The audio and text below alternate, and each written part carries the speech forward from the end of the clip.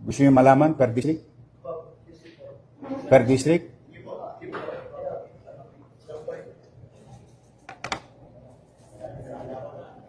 Ginalo.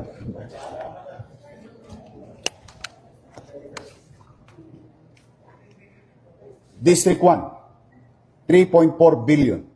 District 2, 2 billion and 59 million. District 3, 4.2 billion. District 4, 1.3 billion.